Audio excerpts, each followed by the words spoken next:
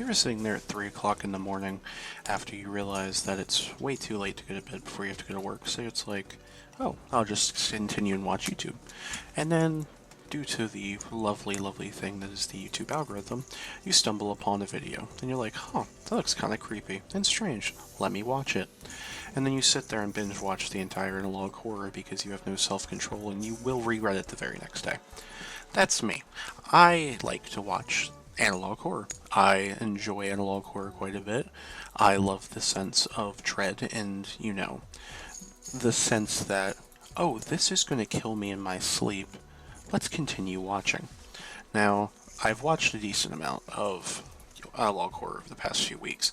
In the past, have finished up Gemini Home Entertainment. I have watched most of Mandela Catalog. I started the Walton Files, but unfortunately couldn't bring myself to finish it, or at least what it's up to now. So, in spite of being, able to sit down and watch some Analogue horror to finally clear out a backlog that, unfortunately, my little brother decided to give me, I decided to watch Urbanspook's The Painter. Now, going into it, I did not have much of a idea as to what was going to go on. I knew there was some controversy pertaining to it. I knew that there were some subjectively bad things in it, and I decided, against my better judgment, to sit down and watch The Painter. I unfortunately really could not get far, because for me, when it comes to Analogue horror, I need to be gripped.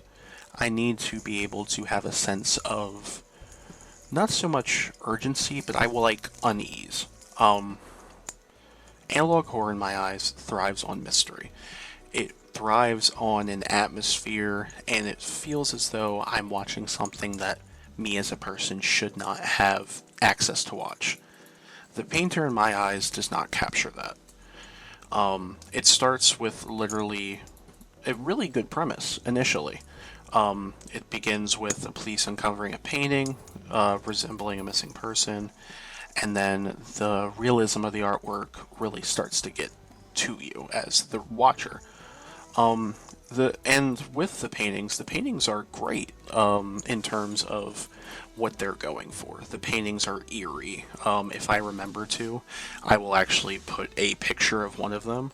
Unfortunately, I also am very scared of YouTube guidelines because most of the pictures are horrible. One of them is, I believe, Jackie, and it looks like a bloated person who has unfortunately gone away, is the best way to describe it without, somehow losing any semblance of YouTube platform that I have.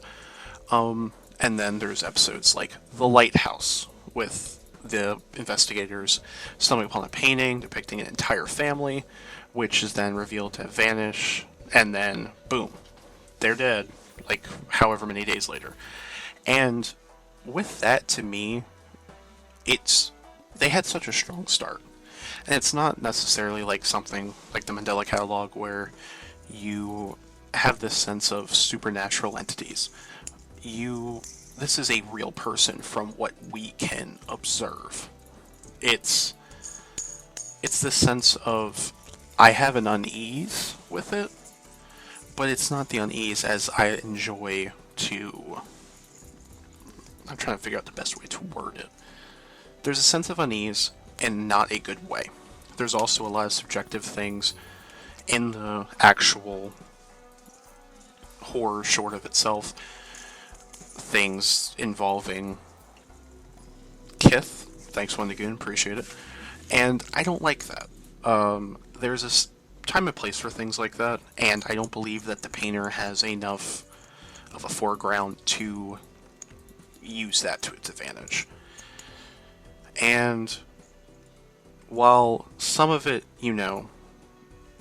it's Analogue horror as a whole is best when it unravels a mystery. The Painter is literally, police find a picture, they find the body, it's grotesque. What am I supposed to feel if I'm just watching something like that? And some people like it, some people like edgy, and that's fine. It's okay to like edgy. I am literally in my 20s and I'm still an edgelord like I was in high school. The everything is there for the makings of a great analog horror. The only thing that is not is a more reliable pacing and less shock value, at least in my eyes. While it does, miss the mark of being a great analog horror, that's more of my subjective opinion. Some people rant and rave about how it's the scariest analog horror. Some people say it is the most cutthroat. And to that, I say that's great that you find some sort of viewership in that. It's just not for me. I feel as though there are much more engaging analog horrors that can be watched, and that's just my opinion at the end of the day. But let me know what you guys think. I've been sitting on this for a little while, and I'd like to discuss analog horror more over time. So if anyone likes that or would like to see me talk about stuff like that, I'd be more than open to.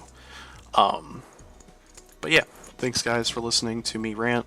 Hopefully I remembered to put gaming footage in the background because God knows I don't have a webcam and can't afford it. But thanks guys for watching, and I'll see you in the next one.